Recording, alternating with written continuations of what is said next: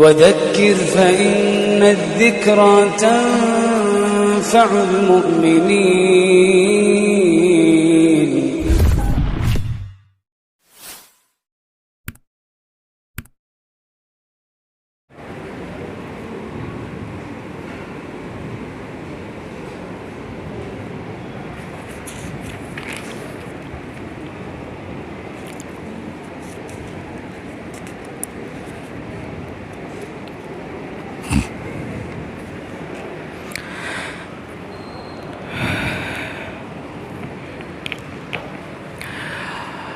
अल्हम्दुलिल्लाहि रब्बिल आलमीन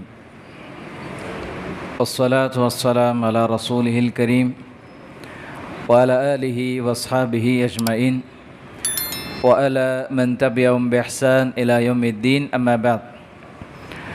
अशहदु अन ला इलाहा इल्लल्लाह वहदहु ला शरीका लह व अशहदु अन्ना मुहम्मदन अब्दुहु व रसूलुहु। अऊज़ु बिल्लाहि समीइल अलीम मिनश शैतानिर रजीम मिन हमज़िहि व नफ़्ख़िहि व नफ़्सिहि। बिस्मिल्लाहिर रहमानिर रहीम। व इज़ क़ाल इब्राहीम लिअबीहि आज़र अतत्तख़िज़ु अस्नामन आलिहा इन्नी अराक व क़ौमक फ़ी ज़लालिम मुबीन। व कज़ालिक नुरी इब्राहीम मलकूतस समावाति वल अर्ज़ व लियकून मिनल मूक़िनीन। फ़लम्मा जन्न अलैहिल लैलु रअा कौकबा क़ाल हाज़ा रब्बी फ़लम्मा अफ़ल क़ाल ला उहिब्बुल आफ़िलीन। सारी तारीफ़ अल्लाह के लिए जिसकी तौफ़ीक़ से मुझे और आपको अल्लाह ने बाजमात तरावी की नमाज़ पढ़ने की सआदत बख्शी। दरूद व सलाम हो सारे अम्बिया पर, बिलख़ुसूस हमारे और आपके आखिरी नबी मुहम्मदुर रसूलुल्लाह सल्लल्लाहु अलैहि वसल्लम पर। आज हमने तकरीबन 13वीं तरावी की नमाज़ अदा की। रोज़ीना आधे पारे के हिसाब से तरावी की नमाज में कुरान की तिलावत की जा रही है। आज की तरावी की नमाज में हमने 7वें पारे का जो आखिरी हिस्सा है, निसफ़ हिस्सा आखिर का, आज हमने उसको सुना। इस तरह से आज मुकम्मल 7 पारे हमारे हो गए हैं। इंशाल्लाह कल 8वां पारा इंशाल्लाह शुरू होगा। आज के इस दर्स के लिए मैंने सूरतुल अनआम की आयत नंबर 70 पर 4 का इंतखाब किया है। इसी आयत की रोशनी में आज के इस दर्स में अहम बातें आपके सामने मैं रखने की कोशिश करूँगा। अल्लाह ने फरमाया व इज़ क़ाल इब्राहीम लिअबीहि आज़र। इस आयत में इब्राहीम अलैहिस्सलातु वस्सलाम का तज़किरा अल्लाह ने किया है और हम सब जानते हैं इब्राहीम अलैहिस्सलातु वस्सलाम अल्लाह के एक जलीलुल क़द्र पैगम्बर हैं। चुनांचे इब्राहीम अलैहिस्सलाम ने अपने वालिद से कहा व इज़ क़ाल इब्राहीम लिअबीहि आज़र अतत्तख़िज़ु अस्नामन आलिहा। इब्राहीम अलैहिस्सलाम ने अपने वालिद आज़र से कहा। अल्फाज पर गौर करें, आयत पर आप गौर करें। एक बाप और एक बेटे के दरमियान में जो गुफ्तगू हो रही है, इससे आप अंदाज़ा लगा सकते हैं कि बहैसियत नबी इब्राहीम अलैहिस्सलाम अपने वालिद के साथ आपके जो एहसासात हैं, आपके जो जज्बात हैं, आपका मुखलिसाना जो किरदार है, आप इन अल्फाज पर गौर करके समझ सकते हैं कि एक नबी अपने अहल याल के लिए, अपने घर के अफराद के लिए, अपने अहल खाना के लिए और बिलख़ुसूस अपनी उम्मत के लिए एक नबी कितना मेहरबान होता है, कितना मुशफ़िक़ होता है। इस आयत की रोशनी में कुछ बातें रखूँगा मैं। इब्राहीम अलैहिस्सलाम की ये ख्वाहिश थी कि इब्राहीम अलैहिस्सलाम के वालिद ईमान वाले हो जाएं, मुसलमान हो जाएं। यही वजह है कि एक बेटा जिसे नबूवत का ताज सर पर रखा गया है, नबूवत की ज़िम्मेदारी जिसे सौंपी गई है, दी गई है, एक फ़िक्र लेकर के अपने बाप को दावत तौहीद देते हुए कहते हैं व इज़ क़ाल इब्राहीम लिअबीहि आज़र। इब्राहीम ने अपने वालिद से कहा अतत्तखिदु अस्नामन आलिहा, कहा कि अब्बा जान तुम जो बुतों की इबादत जो करते हो इसका कोई फ़ायदा नहीं है, यानी बुतों की इबादत जो तुम करते हो इसका कोई फ़ायदा तुम्हें नहीं होने वाला है। कहा कि इन्नी अराका व कौमका फ़ी ज़लालिम मुबीन, मैं देख रहा हूँ कि आप भी और आपके कौम के अफराद भी क्या है, गुमराही पर हैं और ज़लालत के रास्ते पर हैं। इब्राहीम अलैहिस्सलाम ने कहा वकज़ालिक नूरी इब्राहीम मलकूत अस्समावाति वल अर्ज़ वलियकून मिनल मूक़िनीन। अब यहाँ से एक दूसरा मौजू शुरू होता है, मगर मुझे आयत नंबर 70 पर 4 के हवाले से गुफ्तगू करनी है। ये जो आयत है, इस आयत का मुख्तसर तर्जुमा मैंने आपके सामने पेश किया है। गौर करें, एक नबी अपने अहलो याल के लिए कितना मेहरबान होता है और एक बहैसियत नबी अपनी कौम के लिए, अपनी उम्मत के लिए कितना मुशफ़िक़ होता है, मेहरबान होता है। ये आयत करीमा मुझे और आपको ये पैगाम देती है।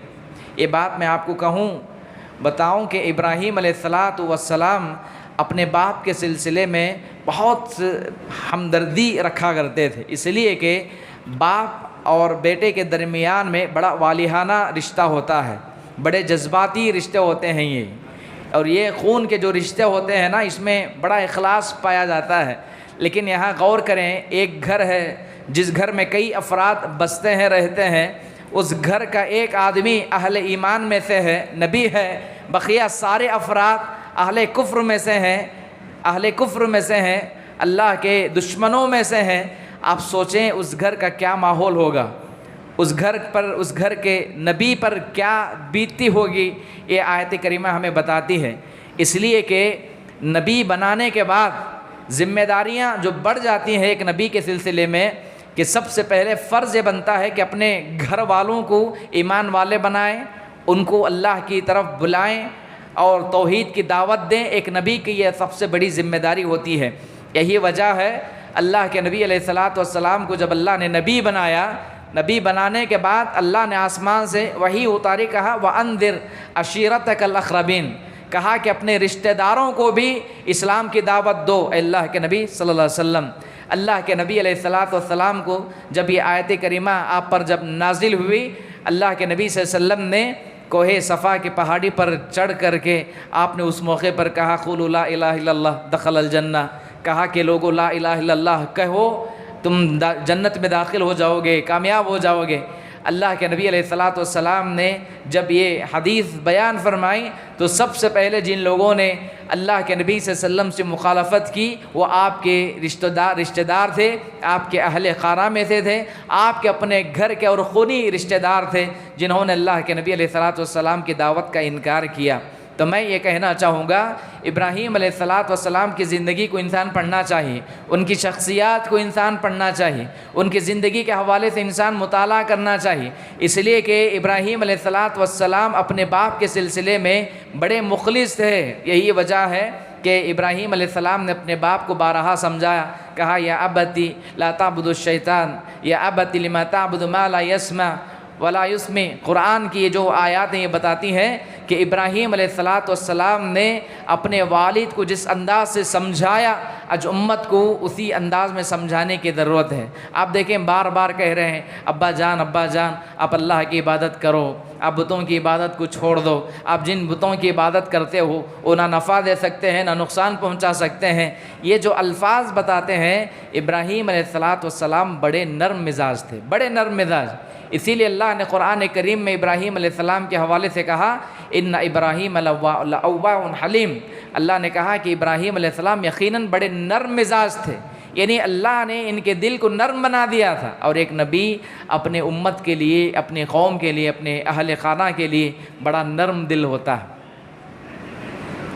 और यहाँ एक बात काबिल गौर ये भी है, आप फ़र्ज़ कर ले जिस घर में आप रहते हैं, आपका बाप अगर आपका दुश्मन बन जाए तो उस बच्चे पर क्या बीतती है। जिस घर में आप रहते हैं, आपका सगा बाप अगर आपका दुश्मन बन जाए, आप पर क्या बीतती है। इब्राहीम अलैहिस्सलाम की ज़िंदगी बताती है, इब्राहीम अलैहिस्सलातु वस्सलाम की ज़िंदगी का सबसे पहला, सबसे बड़ा दुश्मन आपका सगा बाप था। और इब्राहीम अलैहिस्सलाम को अल्लाह ने बहुत आज़माया, बहुत आज़माया।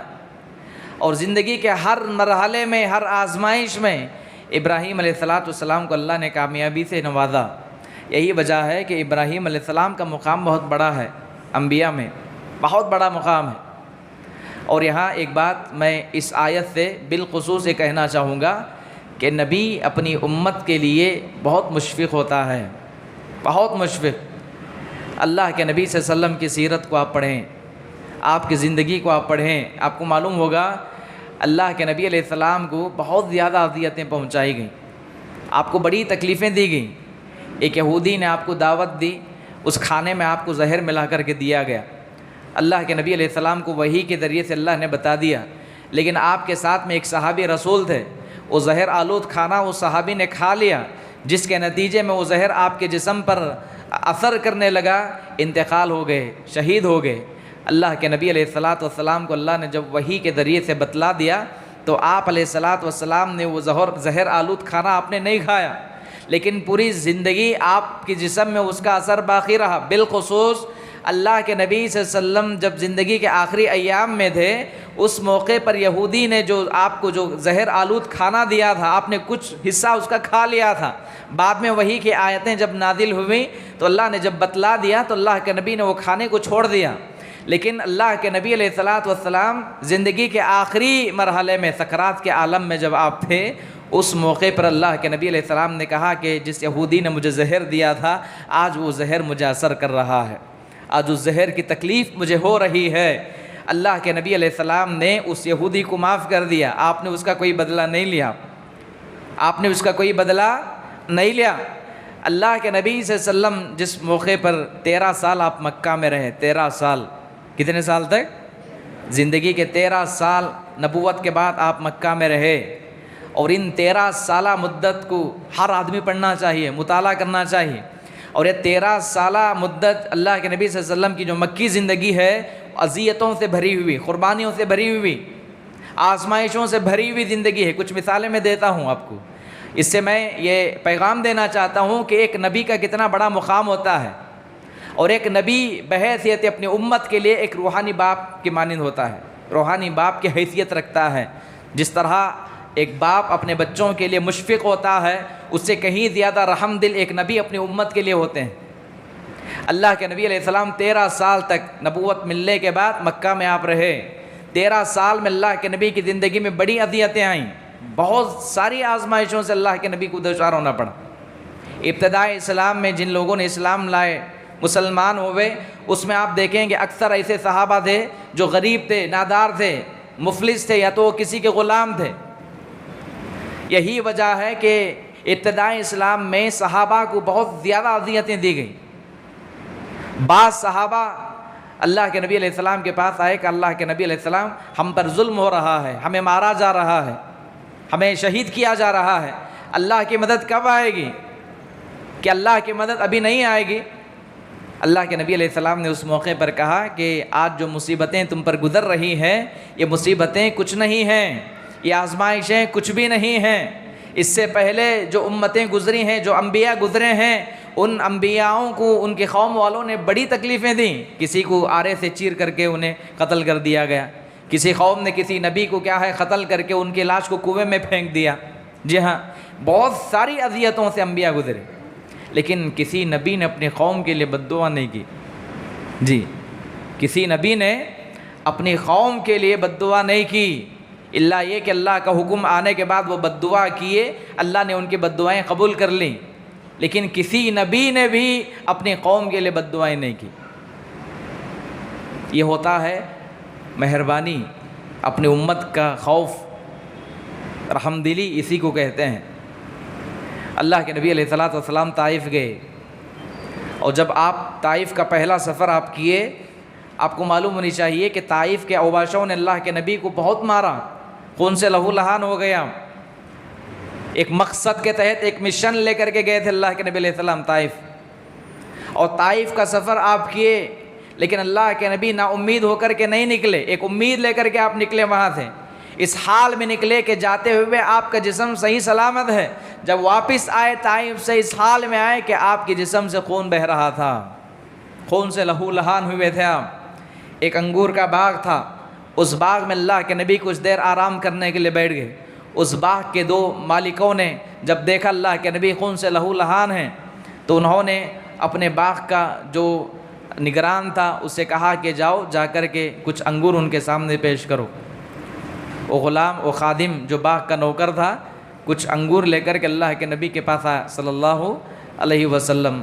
आने के बाद उन अल्लाह के नबी के सामने उसे पेश किया। अल्लाह के नबी अलैहिस्सलाम उसे खा रहे थे और अपने सर से खून को आप अलैहिस्सलाम पोंछ रहे थे, साफ़ कर रहे थे आप। ग़ुलाम ने, उस नौकर ने जब देखा, खादिम ने पूछा कि तुम कौन हो? कहा कि मैं अल्लाह का रसूल हूँ सल्लल्लाहु अलैहि वसल्लम। अल्लाह के नबी अलैहिस्सलाम की ज़ुबानी जब उसने सुना कि आप अल्लाह के रसूल हैं, इमाम इब्न हजर अस्क़लानी रहमहुल्लाह कहते हैं अल्लाह के नबी अलैहिस्सलाम ताइफ से आए, अगरचे कि आप खाली हाथ आए, लेकिन उस बाग में जिस आदमी ने आपको अंगूर पेश किया था वो मुसलमान हो गया, ईसाई था वो। जब उसने सुना कि आप अल्लाह के रसूल हैं, वो फ़ौरन ईमान ले आया, मुसलमान हो गया वो। अल्लाह के नबी जब वहाँ से निकले, फ़रिश्तों का नुज़ूल हुआ, कहा अल्लाह के नबी आप इजाज़त दें तो हम इन बस्ती वालों को हिला कर देंगे। अल्लाह के नबी अलैहिस्सलाम ने क्या कहा, अल्लाहुम्मा हदी कौमी फ़इन्नहुम ला यअलमून। उस मौके पर अल्लाह के नबी ने दुआ की, कहा कि अल्लाह ये कौम जानती नहीं है कि मैं कौन हूँ, मुझे उम्मीद है कि इनके आने वाली नस्लें तेरी ज़ात पर ईमान लाएंगे ज़रूर।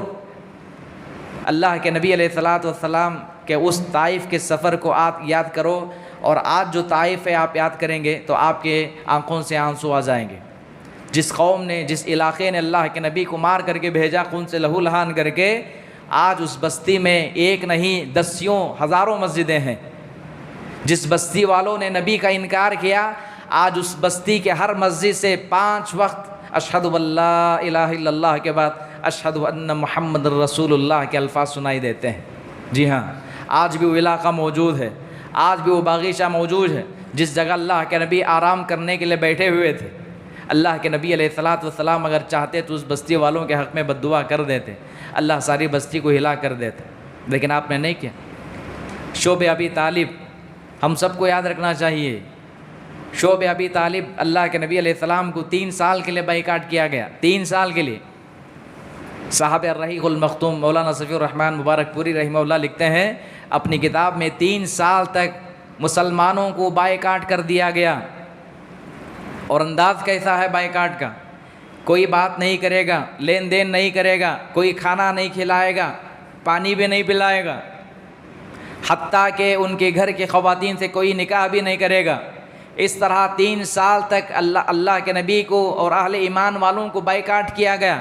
और इन 3 साला मुद्दत में शोब अबी तालिब में अल्लाह के नबी अलैहिस्सलाम अपने सहाबा के साथ थे। आप अंदाज़ा लगाएं, 3 साल ये जो मुद्दत है इस्लामी तारीख़ के सबसे दर्दनाक अय्याम हैं, ये सबसे दर्दनाक अय्याम।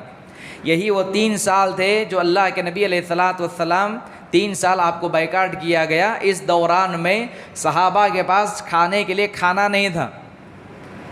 बच्चे जब दूध के लिए तिल मिला जाते, भूख के लिए जब रोने लगते, मुर्रिख़ीन लिखते हैं कि बच्चों की रोने की आवाज़ें मक्का में सुनाई देती थी बस्ती में, भूख के मारे। बाप ऐसे भी सहाबा हैं जिनके बकौल ये कहा जाता है, मुर्रिख़ीन लिखते हैं कि मजबूर होकर के अपनी भूख को मिटाने के लिए दरख्त के पत्ते खा कर के ज़िंदगी गुजारे। दरख्त के पत्ते, सूखे चमड़े जानवरों के खा कर के सहाबा ने 3 साल ज़िंदगी गुजारी, 3 साल तक। और सहाबा कहते हैं कि जिस वक्त अपनी भूख को मिटाने के लिए हम दरख्त के पत्तों को खा करके जब हम पैखाना करते, क़ज़ाए हाजत करते, तो हमारा पैखाना बकरियों के मानिंद होता था। अल्लाह अकबर, बकरियों की तरह हमारा पैखाना होता था। बकरियां जिस तरह मेंगनियां डालते हैं, सहाबा कहते हैं हमारा पैखाना भी उसी हूबहू उसी तरह होता था। अल्लाह के नबी अलैहिस्सलाम उसके बावजूद भी अहले मक्का से कभी आपने बदला नहीं लिया, कभी आपने बदला नहीं लिया। और इससे भी बड़ी आजमाइश क्या हो सकती है, अल्लाह के नबी सल्लल्लाहु अलैहि वसल्लम के चचा का इंतकाल हुआ, उसके फ़ौरन बाद अल्लाह के नबी के हज़रत ख़दीजा रज़ियल्लाहु ताला अन्हा जो कि आपकी बीवी हैं, उनका इंतकाल हुआ। ये अल्लाह के नबी अलैहिस्सलाम की ज़िंदगी के सबसे ज़्यादा गमगीन साल कहा जाता है। सबसे ज़्यादा जिस साल अल्लाह के नबी की बीवी का इंतकाल हुआ, खदीजतुल कुबरा रज़ियल्लाहु अन्हा, और अबू तालिब जो कि अल्लाह के नबी सल्लल्लाहु अलैहि वसल्लम के चचा हैं, इंतकाल हुआ। लेकिन आपने अपनी उम्मत के लिए कभी बद्दुआ नहीं की, अल्लाह के नबी अलैहिस्सलाम की एक हदीस है, इमाम मुस्लिम ने इसे रिवायत किया है। आखिरी बात बताकर बात ख़त्म करता हूँ। अल्लाह के नबी अलैहिस्सलाम ने कहा कि हर नबी ने अल्लाह से दुआएं की, हर नबी ने, और जिस नबी ने भी अल्लाह से दुआएं की अल्लाह ने उनकी दुआएं कबूल कर ली। आप अलैहिस्सलाम ने कहा कि अल्लाह ने मुझे भी मौका दिया ताकि मैं भी अल्लाह से कुछ मांगूँ, अल्लाह मुझे अता करे। अल्लाह के नबी सल्लल्लाहु अलैहि वसल्लम कहते हैं कि मैंने अपनी दुआ को बाकी रखा, मैंने अल्लाह से मांगा नहीं, मैंने वो मौके को गनीमत जाना और मैं क़ियामत के दिन अल्लाह के सामने अपनी उम्मत के हक़ में मैं दुआ करूँगा। आप अलैहिस्सलाम ने कहा कि मेरी उम्मत का हर वो आदमी जो इस हाल में दुनिया से जाए जिसने अल्लाह के साथ शिरक ना किया हो, मेरी दुआ मेरी उम्मत के हर उस आदमी के हक़ में कबूल होगी। ये नबी होता है और नबी अपनी उम्मत के लिए बड़े मेहरबान होते, इसीलिए नबी का मुकाम बहुत बड़ा होता है। बात उलमा ने यहाँ तक भी कहा है कि अगर कोई आदमी अपने नबी का एहसान अदा करना चाहता है, उसे चाहिए कि बकसरत दरूद इब्राहीम का एहतमाम करें। दरूद इब्राहीम, अल्लाह के नबी अलैहिस्सलाम पर जो आदमी बकसरत दरूद का एहतमाम करता है, अल्लाह की रहमतों का नुज़ूल होता है, अल्लाह के नबी सल्लल्लाहु अलैहि वसल्लम की शफ़ाअत का वह आदमी हक़दार बनता है। बहरहाल इस आयत के हवाले से यही पैगाम मैं देना चाहूँगा कि नबी अपनी उम्मत के हक़ में बहुत मेहरबान होते हैं। अपने नबी का मुक़ाम जाने, उनके मुक़ाम को पहचाने और अल्लाह के नबी सल्लल्लाहु अलैहि वसल्लम को अपना उसवा और नमूना बनाए। बहैसियत मुसलमान हर मुसलमान की ज़िम्मेदारी है। दुआ है अल्लाह रब्बुल इज़्ज़त से अल्लाह ताला मुझे और आपको जो बातें हमने कही अल्लाह इस पर अमल की तौफ़ीक़ अता फ़रमाए। अल्लाह ताला माह रमज़ान की हमारी इबादत को कबूल फ़रमाए। अल्लाह ताला हमारी दुआओं को कबूल फ़रमाए। हमारी नेकियों को अल्लाह ताला हमारे लिए आखिरत में दरिया नजात या नजात का दरिया बनाए। आमीन। अक़ूलु क़ौली हाज़ा अस्तग़फ़िरुल्लाह ली व लकुम व लिसाइरिल मुस्लिमीन फ़स्तग़फ़िरूहु इन्नहु हुवल गफ़ूरुर रहीम।